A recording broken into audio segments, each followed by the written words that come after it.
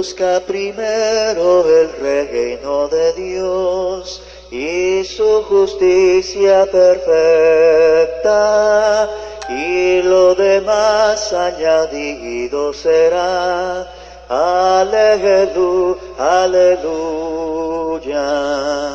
Busca primero el reino de Dios y su justicia perfecta, y lo demás añadido será.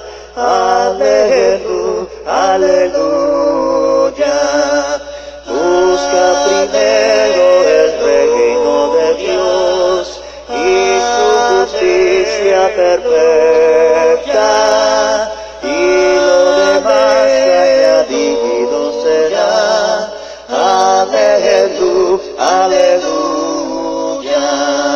Busca primero el reino de Dios y su justicia perfecta, y lo demás añadido será. Aleluya, aleluya.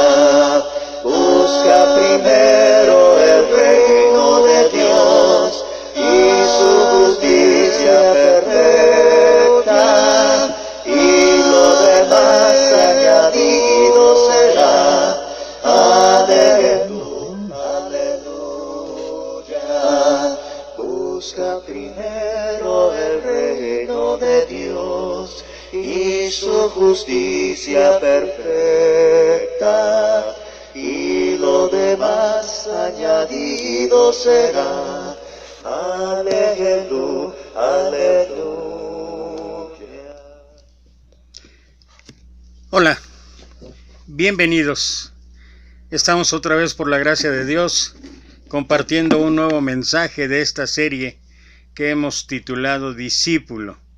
Y bueno, el día de hoy quiero tocar un tema que ha sido recurrente a través de la historia de la humanidad.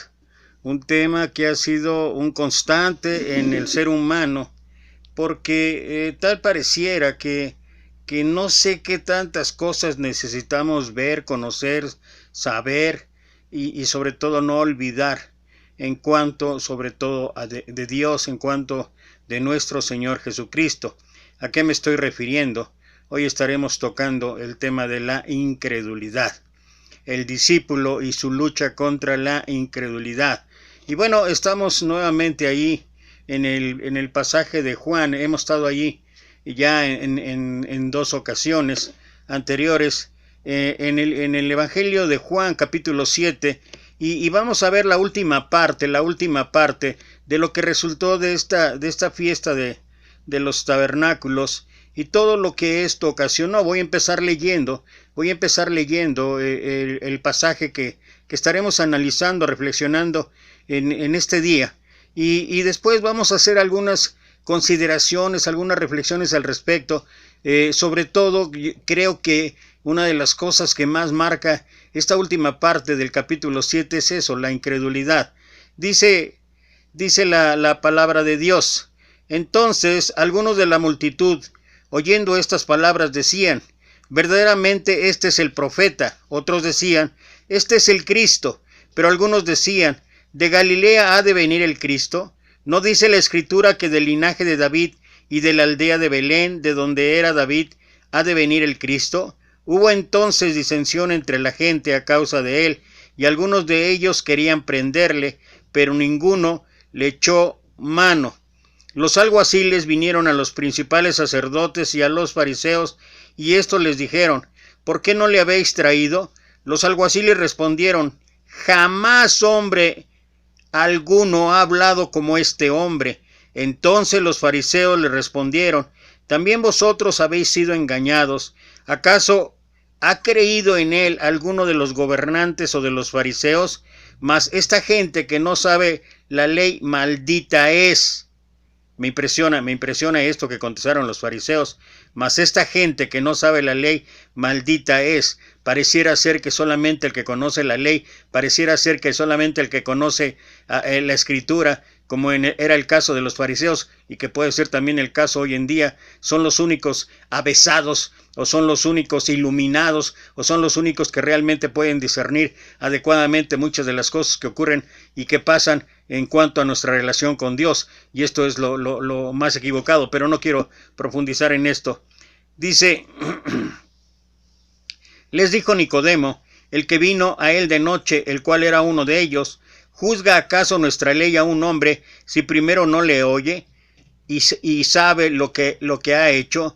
Respondieron y le dijeron, ¿eres tú también Galileo? Escudriña y ve de qué Galilea nunca se ha levantado profeta. O sea, ya empezaba a haber disensiones entre ellos mismos, ya empezaba a haber desacuerdos. Bueno, hay que recordar que de una manera particular Nicodemo había tenido ya un encuentro con el Señor y él se había dado verdaderamente cuenta quién era Jesús, pero obviamente existía todavía el temor a declararlo públicamente, pero por lo menos aquí vemos que ya causó cierta controversia, cierta contienda, y pareciera ser que la presencia de nuestro Señor, pareciera ser que todo lo que tenga que ver con nuestro Maestro, con nuestro Señor Jesucristo, es causa no solamente de disensión, de controversia, es causa incluso de división.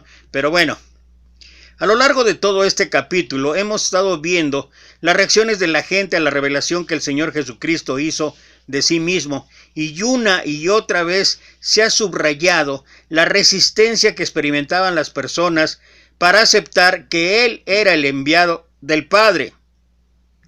Esto mismo ya había sido anticipado por el evangelista en su prólogo, ¿te acuerdas? Ahí en Juan capítulo 1, a los suyos vino y los suyos no le recibieron, pero a los que le recibieron, y ahí sigue hablando acerca de esto. En realidad, esta lucha entre la luz y las tinieblas la vemos a través de todo el Evangelio de Juan y sirve para revelar el grave estado en que se encuentra el corazón humano. Por eso es ingenuo pensar que las buenas nuevas de salvación van a tener una cálida recepción cuando sean anunciadas en el mundo. Quizá podemos pensar que las personas no se convierten porque no se les ha explicado correctamente la verdad del Evangelio o porque no han tenido la oportunidad de conocer a un cristiano que viva de forma coherente con la fe que profesa. Y aunque es cierto que en muchos casos esto puede tener algo que ver con su rechazo al mensaje del Evangelio, sin embargo, nada de todo ello se podía aplicar a las personas que tuvieron la ocasión de entrar en contacto una manera personal directa con Jesús. Por un lado, la claridad de su enseñanza causaba una profunda admiración aún entre sus acérrimos opositores. Por otro lado, comprendían que era imposible que alguien pudiera hacer más que señales que las que él hacía, y en cuanto a su vida, él pudo dirigirse a sus enemigos y preguntarles sin temor cuál de ellos le podía redarguir de pecado. Así que la causa de su resistencia a creer en Jesús se debía únicamente a la rebeldía de sus corazones y a su falta de deseos de hacer la voluntad de Dios. Y por supuesto, esto no era un solo problema de aquellos judíos que estaban ahí escuchando a Jesús, sino que es un mal que afecta a toda la humanidad en todos los tiempos. El mundo no anhela ni tampoco está dispuesto a conocer a Dios y entablar una relación personal con Él. Esto se hace cada vez más claro en la época en que vivimos ahora. Aún así, cuando el hombre se ha enfrentado directamente con la persona de Jesús y su mensaje, inmediatamente intenta justificar su incredulidad con las más variadas excusas y razonamientos, pero en el fondo del problema lo que persiste es la rebeldía del corazón humano contra su creador, como veremos en este pasaje. Los judíos intentaron disfrazar esta rebeldía haciendo preguntas religiosas y fingiendo interés espiritual, pero en realidad, como el Señor ya les había dicho, no querían ir a Él para tener vida. Recuerdo mucho lo que dice Isaías capítulo 53, versículo 6. Todos nosotros nos descarriamos como ovejas, cada cual se apartó por su camino, mas Jehová cargó en él el pecado de todos nosotros. Fíjate, de una u otra manera, la Biblia nos compara con las ovejas. Si tú analizas o o estudias a estos animalitos, independientemente de que son de gran beneficio y provecho para muchas cosas, tú ves su actitud, su comportamiento, y a veces de manera distraída, inadvertida, a veces sin querer, pero las ovejas en realidad son consideradas como unos animales medio tontitos. Ven el peligro y van sobre el peligro, se pierden fácilmente, empiezan a comer y cuando se dan cuenta ya abandonaron el rebaño, y en muchos de los casos se resisten a la guía del pastor. Eso significa rebeldía, y es lo que ocurre no solamente en todo, como explicaba aquí el comentario, no solamente en eso, sino a través de toda la historia de la humanidad, y particularmente hoy en día. De veras que hay una rebeldía enorme en el ser humano. Hay una cosa tan tremenda. Me gustaría después leer un versículo que encontré ahí cuando Dios establece el nuevo pacto ahí en el monte de Moab con el pueblo de Israel antes de la entrada a la tierra prometida, y en esa renovación del pacto ahí en Deuteronomio capítulo 29 hay un versículo que lo escuché de una devocional que escuché en la mañana acerca de lo que hace el hombre y el daño que puede causar la incredulidad, el daño que puede causar la desobediencia, el daño que puede causar la rebeldía, no solamente para la persona rebelde, sino para otras personas. En los pasajes anteriores tuvimos ocasión de considerar con toda paciencia cómo el Señor había dado respuesta a aquellas dudas que le habían planteado los judíos, pero ahora había llegado el momento en que debían tomar una decisión en cuanto a él, y por eso en el párrafo que ahora estudiamos no vamos a ver ninguna intervención del Señor. Ahora eran ellos los que debían decidir qué iban a hacer con Jesús. Por así decirlo, el mismo Señor se sometía a ser juzgado por sus oyentes, pero como ya les había advertido, debían juzgar con justo juicio, y del mismo modo, cuando el Evangelio se predica en este mundo, todo oyente ha de decidir de qué lado se va a poner, porque no hay espacio intermedio. Ahora bien, identificarse con Jesús implicará necesariamente enfrentar la oposición del mundo. Y creo que otra vez voy a reiterar algo que he venido mencionando en los últimos mensajes que he compartido. Nuestra responsabilidad, nuestro compromiso es compartir el Evangelio del Señor, es llevar las buenas nuevas. Eso es el Evangelio. El Evangelio es poder de Dios para salvación. No es la cuestión de nosotros. Nosotros nos toca hablar, y hablarlo de la manera en que la Escritura nos menciona, lo hacemos. Pablo habla ahí, instar a tiempo y fuera de tiempo, y uno tiene que hacerlo. Hay que hacerlo con tacto, hay que hacerlo con mansedumbre, hay que hacerlo con las cosas que nos toca a nosotros, pero el resultado y qué es lo que la gente quiera creer o no creer es personal, es individual, y nosotros lo único que podemos hacer adicional a poder compartir el mensaje del Evangelio es estar orando y estar rogando a Dios para que Él toque el corazón de las personas a los que estamos ahí hablando. En el pasaje anterior consideramos la invitación de Jesús: si alguno tiene sed, venga a mí y beba. Esto sirvió para que la gente que le escuchaba comenzara nuevamente a discutir sobre quién era Jesús. En ninguna época el Señor Jesucristo ha pasado desapercibido. Los hombres siempre han tenido una opinión de Él, sea buena o sea mala. Lamentablemente, con demasiada frecuencia, muchas de las ideas extrañas acerca de Jesús han surgido del desconocimiento de la Biblia. De ahí la importancia que tenemos, por un lado, también nosotros de estar escudriñando, pero escudriñar significa analizar, significa profundizar, significa literalmente, la palabra escudriñar del griego significa literalmente escarbar, y nosotros tenemos que ir a fondo, y es responsabilidad y compromiso de cada uno, independientemente que podamos escuchar, independientemente que tengamos como favoritos algunos hermanos que predican elocuentemente o con mucha sabiduría. Independientemente de todo eso, me encanta, y reitero otra vez el ejemplo de los hermanos en Berea. Estaban oyendo al apóstol Pablo.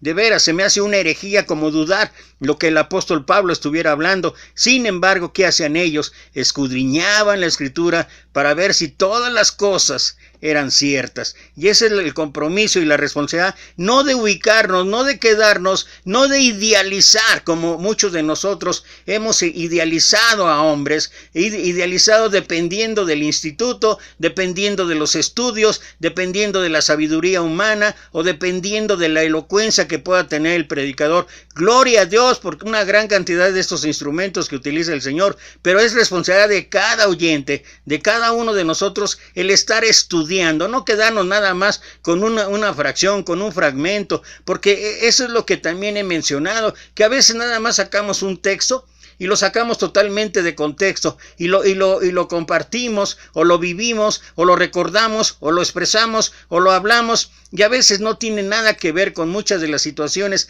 que estamos en ese momento viviendo o muchas de las situaciones que estamos enfrentando. Como dice el refrán, la ignorancia es muy atrevida, y muchas personas que no han leído la Biblia completa ni siquiera una vez no dejan de opinar y hablar mal de ella y del Señor Jesucristo. Pero para conocer cualquier cosa es imprescindible invertir tiempo, y son pocos los que se esfuerzan en averiguar cuál es la verdad acerca de Jesús. La mayoría prefiere repetir los mismos comentarios que han escuchado de otros. Eso es lo que acabo de mencionar. Nos encanta, y si de verdad el instrumento que hemos oído, wow, tiene antecedentes únicos, ya nos quedamos ya no con la idea de la Escritura, sino con la idea de la persona que estamos oyendo. La mayoría prefiere repetir los mismos comentarios que han escuchado de otros, pero no están dispuestos a averiguar por sí mismos la verdad. Esta falta de conocimiento lleva a muchos en nuestros días a expresar las más diversas opiniones sobre quién es Jesús. Como vamos a considerar a continuación, entre los judíos había dos opiniones que parecían sobresalir. Algunos pensaban en él como el profeta prometido a Moisés, mientras que otros iban más allá y se atrevían a decir que era el Cristo. Y luego, de una u otra manera, los argumentos que tenemos o que tienen, sobre todo aquellos que han estudiado y que de una manera también van al otro extremo. ¿No dice la Escritura que del linaje de David y de la aldea de Belén ha de venir el Cristo? Estas opiniones favorables acerca de Jesús rápidamente encontraron oposición entre algunos que con buena base bíblica advirtieron que el Mesías tendría que venir del linaje de David y nacer en la aldea de Belén. Su argumento era completamente cierto, pero una investigación de los hechos rápidamente habría aclarado que aunque Jesús se había criado en Nazaret, su nacimiento había tenido lugar en Belén y que además era de la casa y familia de David. El evangelista Juan no aclara este punto aquí porque da por sentado que sus lectores ya conocen este hecho y ellos mismos también habían oído acerca de su nacimiento, pero prefirieron prestar atención a otros detalles que podían malinterpretar, como su nacimiento virginal, y así sentirse con la libertad para dejar a un lado el hecho de que realmente había nacido en Belén y provenía del linaje de David. El intento de prender a Jesús. Entre todas aquellas personas estaban los alguaciles, que eran la guardia del templo al servicio del Sanedrín.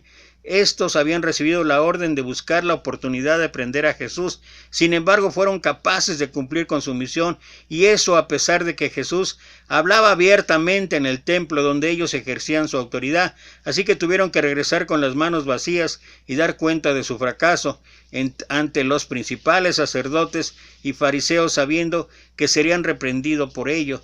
¿Por qué no fueron capaces de prender a Jesús? La principal razón la encontramos en el hecho de que el evangelista ya había adelantado, aún no había llegado su hora. Toda la autoridad y poder de los alguaciles quedaba reducida a nada en tanto que el Padre no lo permitiera.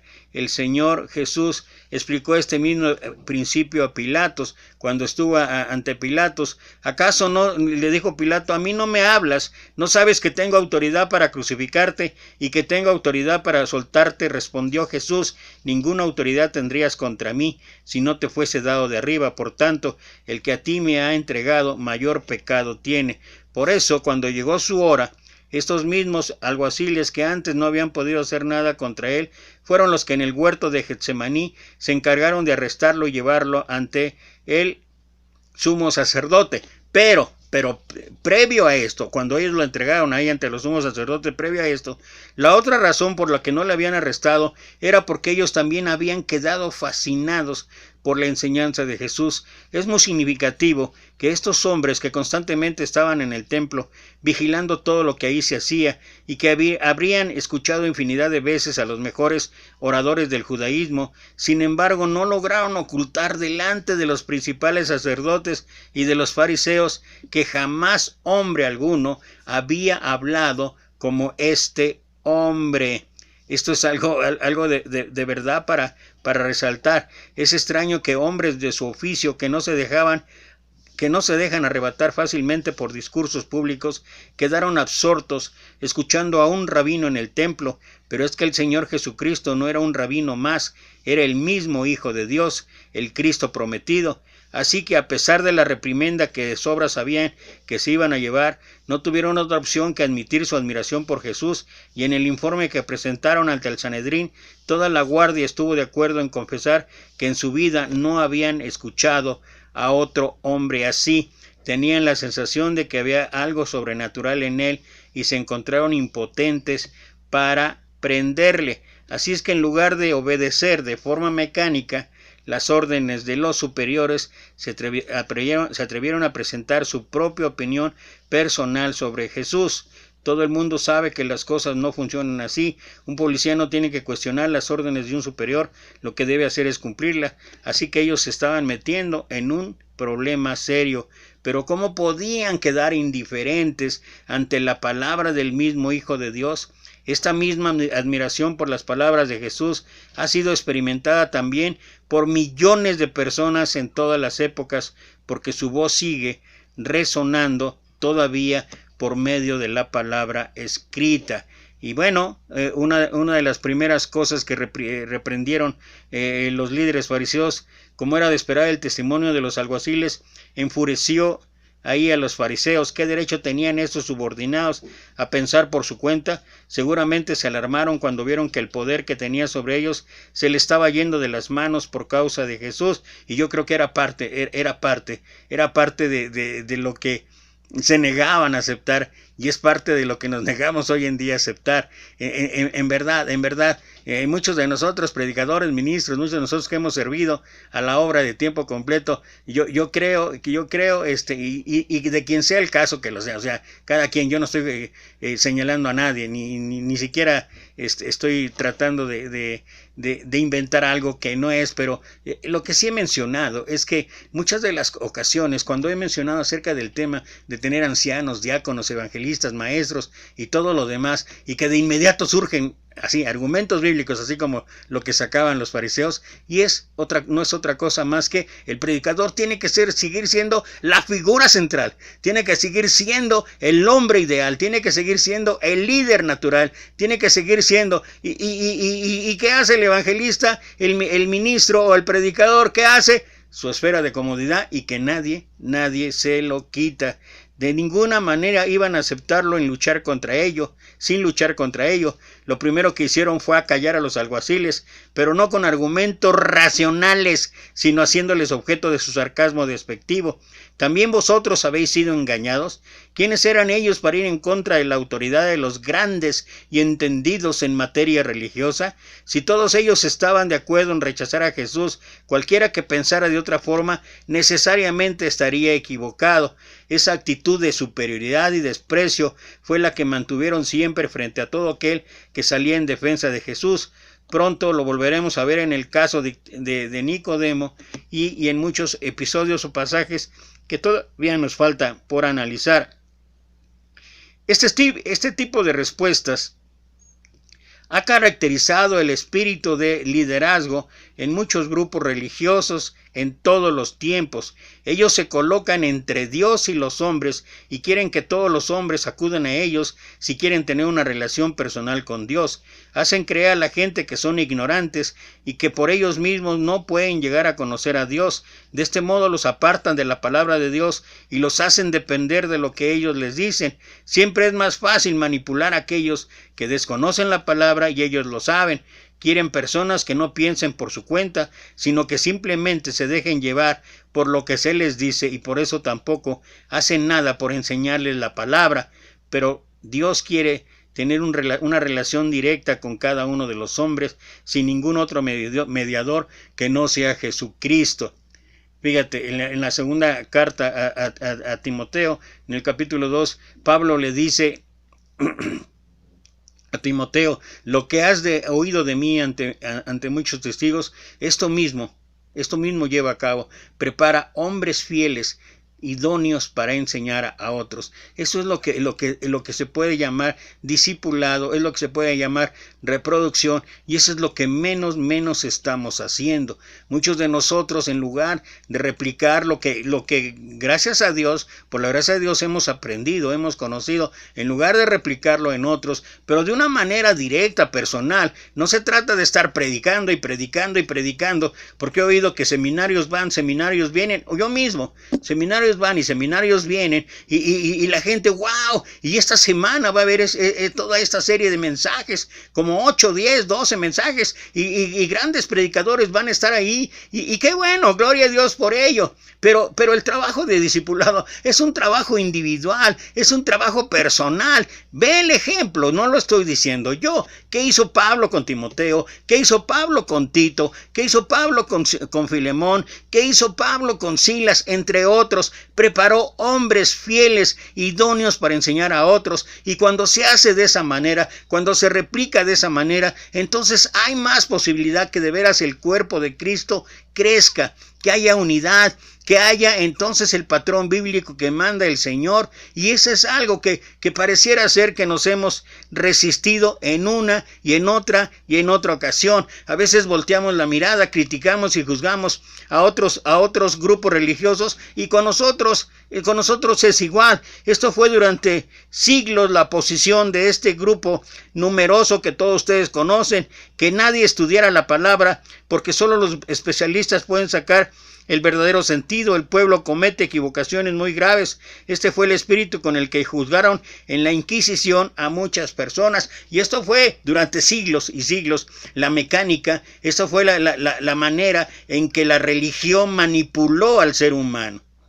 Y si nosotros volteamos la mirada y podemos señalar muchas fallas, errores en algunos grupos, particularmente en uno, también lo que deben hacer, en lugar de señalar a los demás, nosotros ¿qué estamos haciendo? En un sentido de manera parecida, como lo que ya mencioné. En lugar de estarnos preocupando por preparar hombres fieles, idóneos, en lugar de estarnos preocupando por preparar hombres y mujeres idóneos para desarrollar ministerios diferentes. No estoy hablando de que la mujer ocupe el lugar de liderazgo, no estoy hablando de eso. Estoy hablando que hay niños, estoy hablando que hay mujercitas, estoy hablando que las mujeres mismas necesitan ellas quien de una manera particular, con el sentido femenino, puedan enseñar a otras mujeres en clases privadas, en clases diferentes. No estoy hablando del culto general. El culto general es dirigido y va a ser, es una indicación del Señor. Los varones somos los que hacemos la conducción,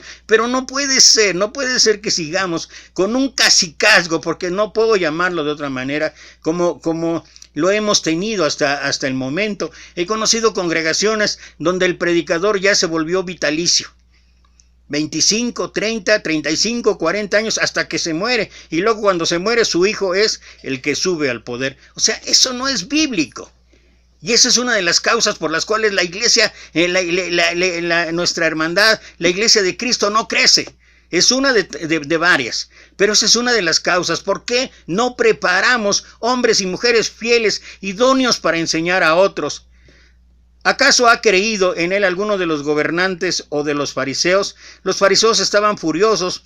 Estos expertos religiosos no podían soportar que unos alguaciles que ellos consideraban incultos les llevaran la contraria. No podían ocultar su desprecio hacia Jesús, pero tampoco tenía razón alguna para mantener una actitud así frente a él. Por tanto, lo único que pudieron alegar fue el débil argumento de que ninguna persona importante había creído en él. Desde su perspectiva, los seguidores de Jesús eran gente sin importancia, ignorantes o impíos. Y las cosas, vuelvo a insistir, las cosas no han cambiado mucho. Y voy a tratar de resumir, o voy a tratar de leer algunos versículos y algunas cosas que tienen que ver, porque todo lo demás que había yo consultado y que había yo escrito, nos muestra algo. Nos muestra algo que tiene que ver, porque ese es uno de los extremos.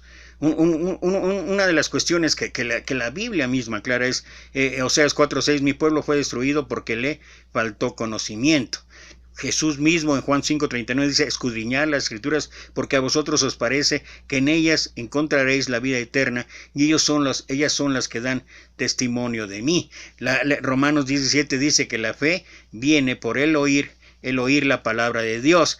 Efesios 5:15 al 17, mirad con diligencia cómo andéis, no como necios, sino como sabios, aprovechando bien el tiempo, porque los días son malos. Por supuesto que hay una responsabilidad. Hebreos 2:1 dice, por tanto, es necesario que con más diligencia atendamos las cosas que hemos oído, no sea que nos deslicemos. Es indudable que hay una responsabilidad grande, lo que ya mencioné allá los hermanos en Berea, Hechos capítulo 17, lo que ya mencioné en cuanto a la necesidad, en cuanto a la urgencia, en cuanto a todo lo que se refiere al conocimiento de cada uno de nosotros, el compromiso y la responsabilidad, no simplemente de oír, no simplemente de leer, sino ir más allá, independientemente de que seas hombre o seas mujer, independientemente de que sirvas en un ministerio de tiempo completo, o sirvas como predicador, o seas un siervo, o etcétera, etcétera. Cada uno de nosotros tiene ese compromiso. Si cada uno de nosotros apartáramos el tiempo que a veces apartamos para otras actividades que la verdad no tienen nada de edificación, nuestra vida cambiaría, y cambiaría también la vida de los demás. Pero como no lo hacemos, simplemente estamos a lo que nos digan, y lo que nos digan, sobre todo si es de alguien renombrado, entonces lo creemos, y a veces creemos más en la palabra que nos están diciendo que realmente en lo que dice el texto o lo que dice la escritura, y no analizamos los contextos, no analizamos el tiempo que fue escrito, no analizamos a quién fue escrito, no tenemos siquiera un interés de verdad, como dije, de escudriñar, de estar viendo. Pero por el otro lado también, aquellos que nos hemos dedicado a estudiar, aquellos que se han dedicado a ver que si la hermenéutica, que si la homilética, que si la exegesis, que si esto, que si lo otro, que si el griego, que si el hebreo, que si todo, y Biblias de estudio, y etcétera, etcétera. Pero también, cuidado, también hay una advertencia de no caer en las actitudes, de no caer en las acciones, de no caer en los pensamientos y situaciones que pasaron los fariseos. Y creo que también en ese sentido tenemos que batallar hoy en día. Hoy en día pareciera ser que la voz de un predicador connotado, que la voz de un predicador que viene estudiado de cierto instituto o lo que sea, es más creíble, es más razonable que muchas otras voces. Yo a través por la gracia de Dios, en el ministerio que he tenido más de 25 años, he podido ver ejemplos de verdad, de espiritualidad, de humildad en gente que ni siquiera tiene tanto conocimiento, pero es gente que a lo mejor aprendió un versículo, aprendió 2 versículos, aprendió 3 versículos, y los que ha ido aprendiendo los ha puesto en práctica. Y lo vive, no solamente lo conoce, lo vive. Por eso Pablo, y estoy refiriéndome al otro extremo, por eso Pablo dijo, el conocimiento envanece, pero el amor edifica. Y por eso quiero solamente ya queriendo terminar. Primero, lo voy a tocar después en otra clase. Pero mira, estamos hablando de incredulidad. Le dijeron pues los otros discípulos, al Señor hemos visto. Él les dijo, si no viere sus manos en sus manos la señal de los clavos, y metiere mi dedo en el lugar de los clavos, y metiere mi mano en su costado, no creeré. Luego dijo a Tomás: pon aquí tu dedo y mira mis manos, y acerca tu mano y métela en mi costado, y no seas incrédulo sino creyente. Entonces Tomás respondió y dijo: Señor mío y Dios mío. Jesús le dijo: porque me has visto, Tomás, creíste. Bienaventurados los que no vieron y creyeron. Piensa por un instante. Esto más, ya es en la resurrección. Me adelanté unos capítulos, muchos capítulos más. Pero piensa en esto, y por eso era importante mencionar esto. Piensa en esto. Tomás fue uno de los 12. Estuvo ahí en cada momento, en cada situación, en cada circunstancia, en cada milagro, en cada enseñanza con nuestro Jesús. Él aprendió, como dice Juan 10, a escuchar la voz del buen pastor. Él debió haber aprendido. Cuando los discípulos le dijeron que habían visto a nuestro Señor resucitado, él debió haber creído, no por lo que le dijeran ellos, sino porque él sabía la promesa de nuestro Señor de que tendría que pasar lo que pasó y después regresar. Pero ahora no, y todavía su expresión, ¿no? Solamente que yo vea, y que, o sea, por eso es muy conocida esa frase, ¿no? Yo como Tomás, hasta no ver, no creer. Pues a veces, aunque veamos, no creemos. Esa es la situación y la consideración que debemos de tener muchos en cuenta, que a veces hay ocasiones en que hemos visto tangiblemente el poder de Dios y parece ser que ni siquiera eso nos satisface, pareciera ser que ni eso nos convence de que realmente Dios es el Todopoderoso,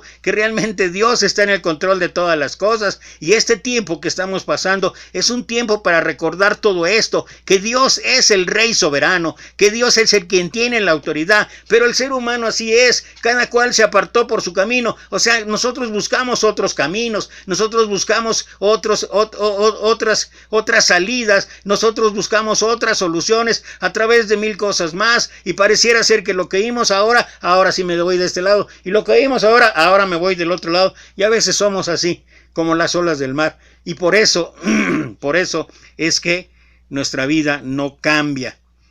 Lo que leí fue en Juan capítulo 20, 25, 27, 28, 29. Comenzamos otra vez a recomendarnos a nosotros mismos, o tenemos necesidad, como algunos, de cartas de recomendación para vosotros, o de recomendación de vosotros. Nuestras cartas sois vosotros, escritas en nuestros corazones, conocidas y leídas por todos los hombres, siendo manifiesto que sois cartas de Cristo, expedida por nosotros, escrita no con tinta, sino con el Espíritu de Dios vivo, no en tablas de piedra, sino en tablas de carne del corazón. Y tal confianza tenemos mediante Cristo para con Dios.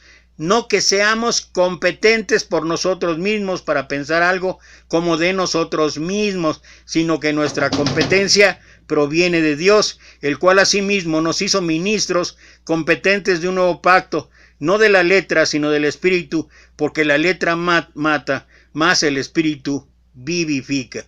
Si nosotros de verdad nos esforzáramos en adquirir lo necesario, lo suficiente, en adquirir lo que realmente podamos ir a la par de conocimiento, aplicándolo y todo, pero si nosotros dejásemos trabajar más al Espíritu Santo, si nosotros trabajásemos más en las cosas espirituales, si de verdad aplicáramos las cosas espirituales tal y como lo señala la Escritura, nuestra vida podría ser diferencia, porque si podemos de veras aseverar, si podemos razonablemente justificar alguna cosa en nuestra vida, es gracias a Dios, porque nuestra competencia, como dice Pablo, viene de Dios, no de nosotros mismos. Ahora, tampoco nos echamos en la hamaca, como ya mencioné. Yo creo que ese es el balance que debemos de tener. Y finalmente, para cuestión de ánimo, en que cualquiera de nosotros recuerda cómo eran los 12 apóstoles, hombres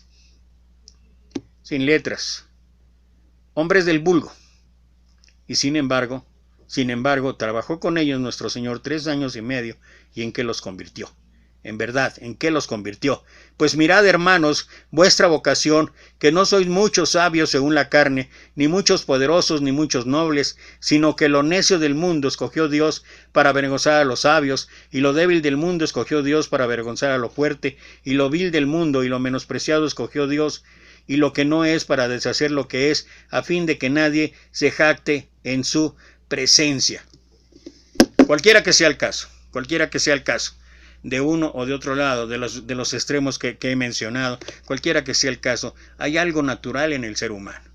Hay algo natural en el ser humano que significa o se llama rebeldía, y que esa rebeldía nos lleva en muchas ocasiones, ¿sabes qué? A la incredulidad. La autosuficiencia por un lado y la ignorancia por el otro. Y en lugar de buscar un equilibrio, en lugar de buscar lo que verdaderamente nos puede hacer bien, en lugar de eso, estamos siempre tratando de encontrar la manera en que nosotros podamos tener siempre el argumento, tener siempre el pretexto, tener siempre las razones para que nosotros verdaderamente hagamos las cosas a nuestra manera, hagamos las cosas de la forma en que de una u otra situación no va a haber una forma de como dice aquí en Deuteronomio capítulo 29, versículo 9, ahora cumplan con cuidado las condiciones de este pacto para que prosperen en todo lo que haga.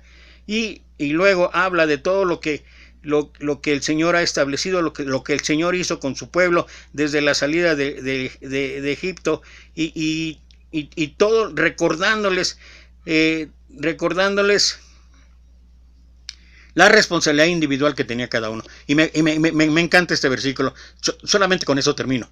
Solamente como reflexión y para meditar, que la incredulidad ha sido parte, y que la incredulidad te lleva a la rebeldía, y la rebeldía te lleva a la destrucción. Dice aquí, si alguno de ustedes al oír, estoy leyendo Deuteronomio 29, 19 en la Nueva Versión Internacional, si alguno de ustedes al oír las palabras de este juramento se cree bueno y piensa, todo me saldrá bien, aunque persista yo en hacer lo que me plazca, provocará la ruina de todos. Y cuando estaba escuchando esta mañana un devocional en que leyeron este versículo, estaba yo pensando aquí en la ciudad de Puebla, acá en México, en la ciudad de Puebla, de verdad estamos tremendamente invadidos ya con situaciones ya hasta personales, con situaciones de conocidos que están cayendo en enfermedad, y sin embargo tú sales a la calle, bueno, mi hija es la que va todos los días, y tú puedes observar cómo la gente, mucha gente está tomando precauciones, pero mucha gente no le ha importado. Y mucha gente argumenta y dice, a mí no me va a pasar nada. Tal vez a ella no le pase nada, tal vez a ella, como dicen los médicos, sea asintomático, pero ¿sabes qué? Esta persona que actúa con rebeldía, que actúa con incredulidad, puede ser la ruina de todos. Y de ahí han venido cuántos contagios. Recién ahorita estamos orando muchísimo, por lo menos por 4 hermanos en la Iglesia del Señor en diferentes partes, aquí en la ciudad de Puebla y en otras partes en el norte del país y en la costa. Gente que escuchaba yo sus comentarios, hasta me decían que era yo un exagerado de estar hablando del cubrebocas y de todo lo demás, y ahorita están enfrentando una enfermedad que pudiera ser la ruina de todos, porque no solamente la persona que enferma, sino la familia. Es parte. El discípulo tiene que enfrentar la incredulidad, tratándose específicamente la incredulidad de nuestro Maestro, de nuestro Señor Jesucristo. Ojalá que nosotros, como Tomás, no caigamos en eso. Bienaventurados los que, aunque no vean, creyeron. Gracias otra vez por estar aquí con nosotros. Gracias otra vez por acompañarme en este mensaje. Ojalá que puedas estar. Estamos todos los días por Facebook Live, ahí por Experiencias Cristianas, 2:30 de la tarde. ¿Te acuerdas que estamos en la serie Discípulo? Por la gracia de Dios, ya estamos llegando, creo que como a los 80 mensajes de todos los días. Y lo menciono solamente como referencia, ya he dicho antes. No me interesa si tengo muchos likes, porque yo no soy youtuber cristiano. O sea, lo hago para la gloria y la honra de Dios. Pero gracias a ti, de todas maneras, yo lo comparto enseguida. Y bueno, lo único que te puedo decir es, te mando 1,000,000 de bendiciones y nos vemos, si Dios permite, mañana. Hasta pronto.